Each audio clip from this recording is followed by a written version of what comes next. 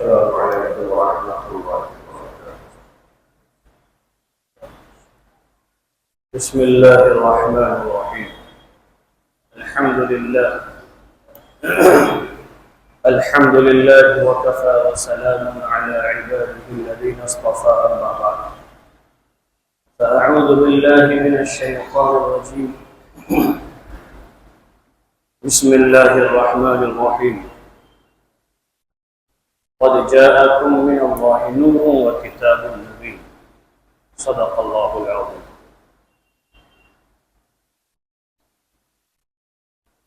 میرے بھائیو، عزیز دوستو، بزرگو، ربیع الاول کا مہینہ چل رہا ہے۔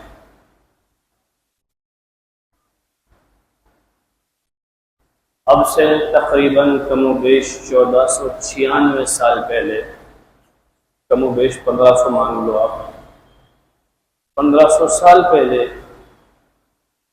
اللہ تبارک و تعالی نے اپنے نبی حضرت محمد صلی اللہ علیہ وسلم کو اسی مہینے میں دنیا میں بھیجا۔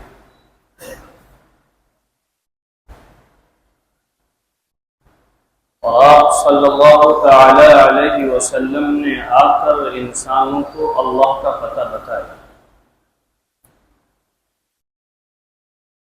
12 ربیع الاول پیر کا دن،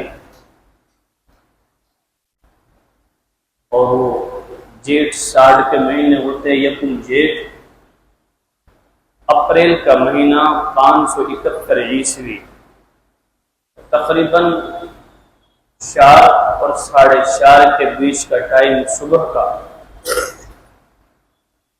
اللہ کے نبی صلی اللہ علیہ وسلم اس دنیا میں تشریف لائے۔ جب آپ تشریف لائے تو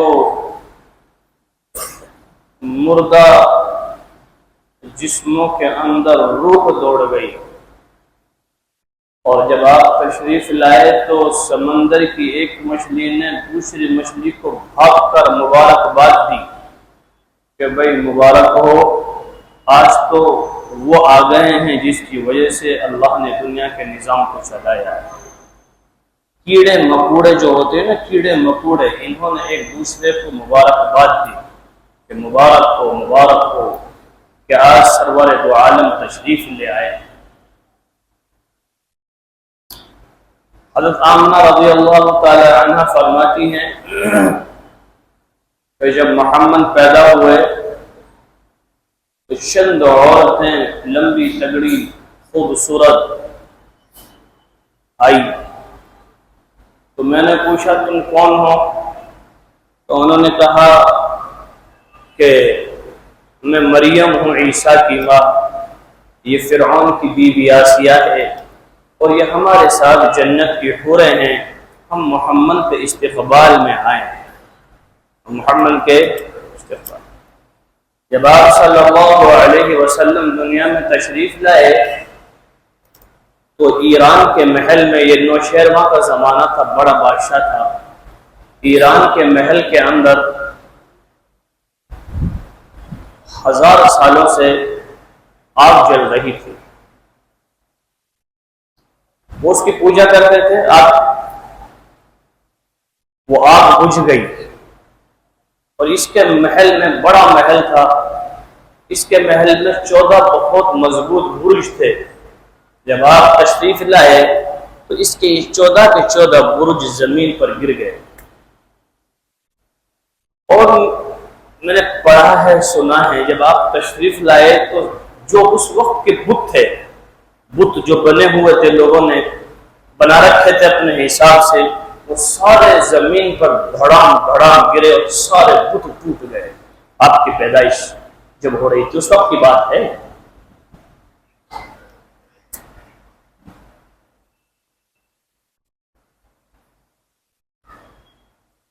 آپ جب پیدا ہوئے تو جو دائی تھی وہ عبد الرحمن بن عوف کی والدہ تھی، جن کا نام ہے شفا، باپ کا نام عبداللہ، ماں کا نام، یعنی کہ اللہ نے ایسا لگتا ہے کہ ناموں کا بھی چن کر انتخاب کیا۔ دائی ہے شفا کہ آپ صلی اللہ علیہ وسلم پوری دنیا کے لیے شفا بن کر آ رہے ہیں۔ علماء فرماتے ہیں، اور آپ ہم نے بھی آپ کو بتایا ہے کہ جس انسان کی زندگی اللہ کے نبی کے طریقے پر آ جائے، سونے سے لے کے جاگنے تک اور جاگنے سے لے کے سونے تک، کھانا پینا رہنا سہنا اٹھنا بیٹھنا، گھر کی زندگی بازار کی زندگی باتھ روم میں آنا، ساری جو بھی آپ کے طریقے سے روزمرہ کے، جس انسان کی زندگی مکمل میرے محبوب کے طریقے پر آ گئی تو ثواب تو ان میں ہے ہی، اللہ اجر تو دے گا ان میں، لیکن سب سے پہلی چیز انسان کو یہ ہے کہ اللہ تبارک و تعالیٰ اسے جسمانی اعتبار سے مکمل شفا نصیب فرمائے گا، دوائیاں چھوڑ جائیں گی اس کو، بڑی بڑی بیماریوں سے اللہ اس کو محفوظ رکھ لے گا۔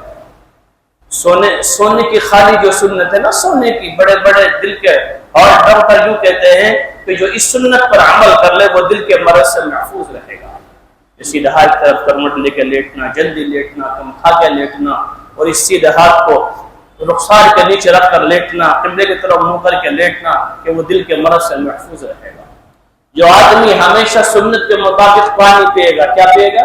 پانی، اللہ اسے گھٹنوں کے مرض سے محفوظ رکھے گا۔ جو آدمی سنت کے مطابق نمازوں کا اہتمام کرے گا، اللہ تبارک و تعالیٰ اسے معذور ہونے سے محفوظ رکھے گا۔ اس سے معذور ہونے سے۔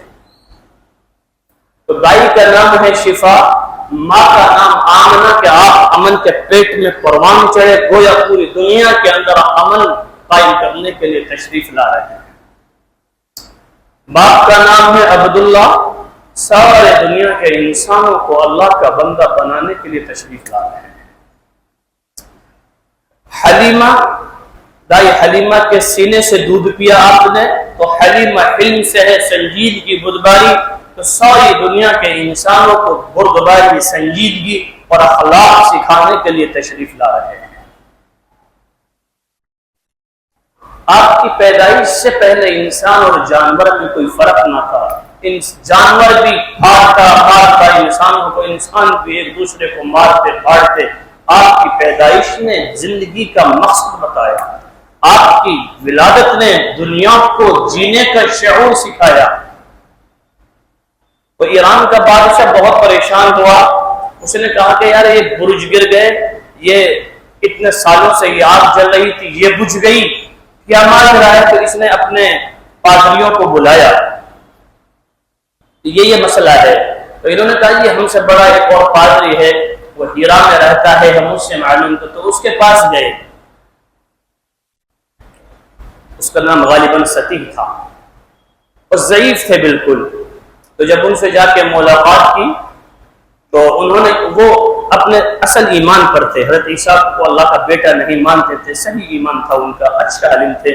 تو انہوں نے کہا ایران کے بادشاہ نے تمہیں اس لیے بھیجا ہے کہ یہ پتہ کرنے کے لیے کہ یہ 14 برج کیوں ٹوٹ گئے، آگ کیوں بجھ گئی، تو سن جا کے نوشیرواں کو یہ بتلا دے کہ وہ محمد آ چکا ہے جو قرآن والا ہے۔ کون آ چکا ہے؟ قرآن والا ہے، اور ایک وقت آئے گا کہ اس سے کہنا نہ اس کا ایران ایران ہوگا اور نہ میرا شام شام ہوگا، یہ شام کے رہنے والے تھے، نہ میرا شام شام ہوگا اور نہ کوئی اور دین ہوگا۔ ایک وقت آئے گا کہ اسی محمد صلی اللہ علیہ وسلم کا لایا ہوا دین دنیا میں زندہ ہو کے رہے گا، کہ اسی کے غلاموں سے دنیا بھر جائے گی۔ اور وہ محمد صلی اللہ علیہ وسلم وہ ہیں جو مردہ دلوں کے اندر روح پھونکنے کے لیے تشریف لائے ہیں۔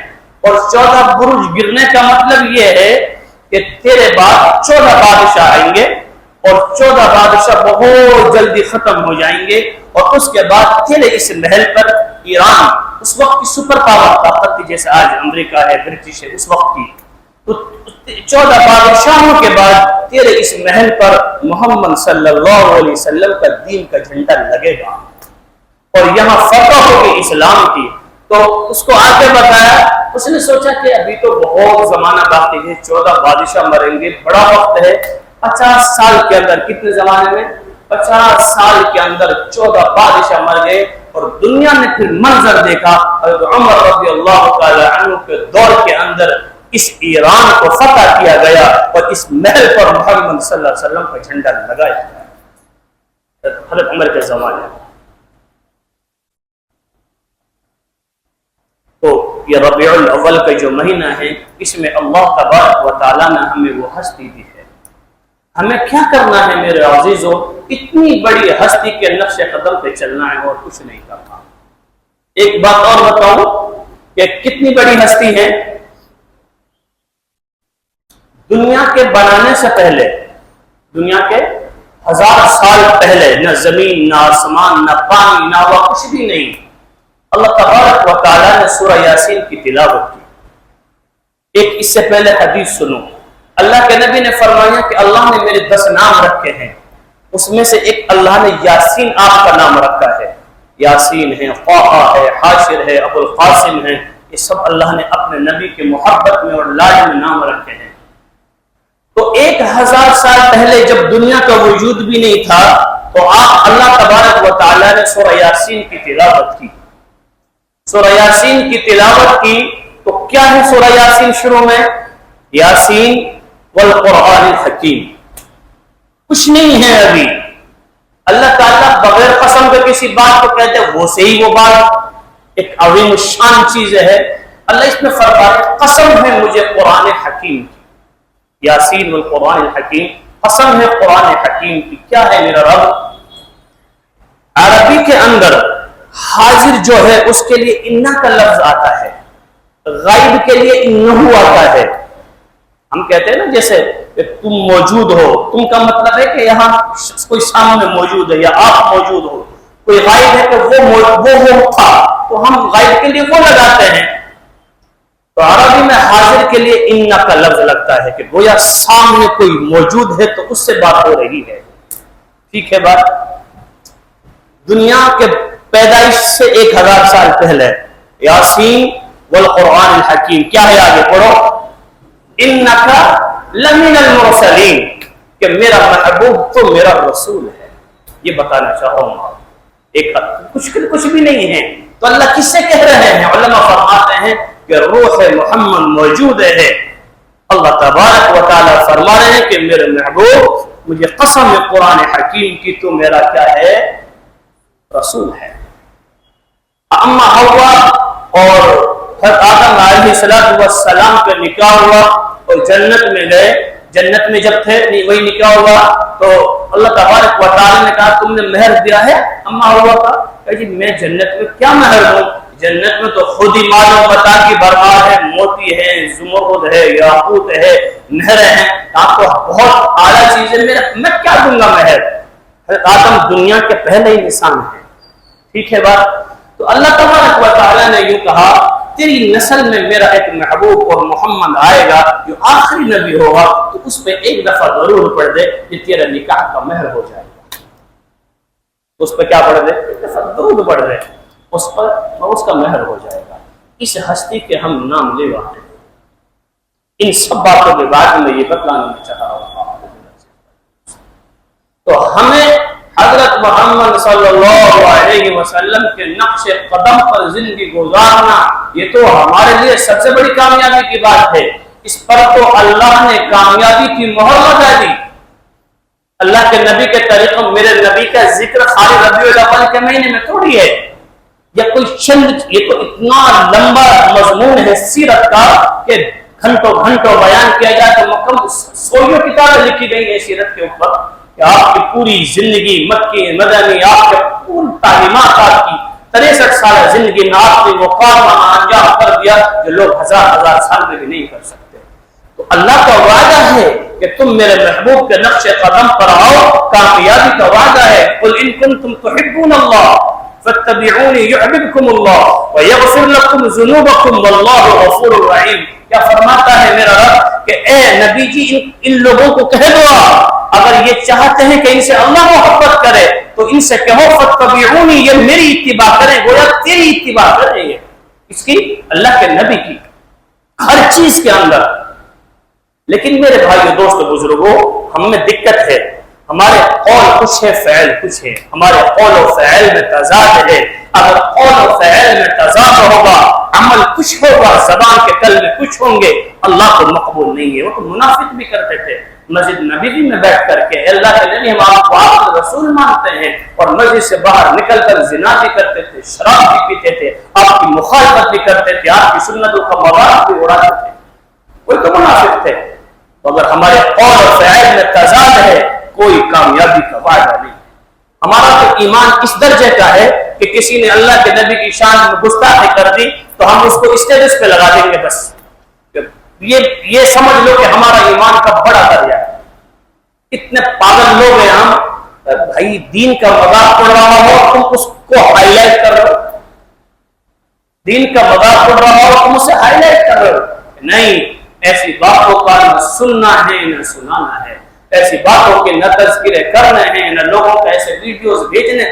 وہ خبیث تو چاہتے ہی ہے کہ ہم کوئی ایسی بات کہتا کہ مشہور ہو جائے اور ہمیں شہرت مل جائے اور ہمیں لائک مل جائے اور ہمارا نام ہو جائے۔ تو کیا کر رہے ہیں ہم؟ اتنا ایمان ہے صرف ہمارا نہیں، اللہ کے نبی صلی اللہ علیہ وسلم کی معیت مل جائے، آپ کا ساتھ مل جائے، آپ کی شفاعت مل جائے، وہ ملے گی جب ہماری زبان کے کلمے اور ہمارا جسم کے اعمال ایک ہو۔ ہمارے قول تو ہیں، دعویٰ تو کرتے ہیں کہ ہم محمدی ہیں اور ہم اللہ کے نبی کے غلام ہیں، لیکن ہم سب غور کر لیں کہ ہمارے اعمال ہیں۔ بولو بھائی، کہ سب سے پہلے شادی پہ اس طرح میرے نبی کی داڑھی پہ چلتا ہے، دعویٰ کرتا ہے نبی کے غلام ہونے کا، دعویٰ کرتا ہے امتی ہونے کا، اسے پتہ ہی نہیں ہے کہ زندگی کے اندر سنتیں کیا ہیں، اللہ کے نبی کا طریقہ کیا ہے۔ تو اس لیے میرے عزیز بھائی دوستو، نیت کرو، ارادے کرو کہ انشاءاللہ جو زندگی گزرے گی وہ میرے محبوب کے طریقے سے گزرے گی۔ دو نفع ہیں، ایک شفا کا اور ایک اللہ کی رضا کا۔ اللہ کی رضا اور اللہ کی قرب، تم دن بھر روزے رکھو، رات بھر تہجد پڑھو، لیکن میرے نبی کے سنتوں کے طریقے کے خلاف ہے تو میرا رب کا قرب نہیں ملے گا، اللہ کا قرب ملے گا میرے نبی کے طریقے پر۔ اللہ تبارک و تعالی ہم سب کو عمل کرنے کی توفیق نصیب فرمائے۔ وآخر دعوانا الحمد للہ رب العالمین۔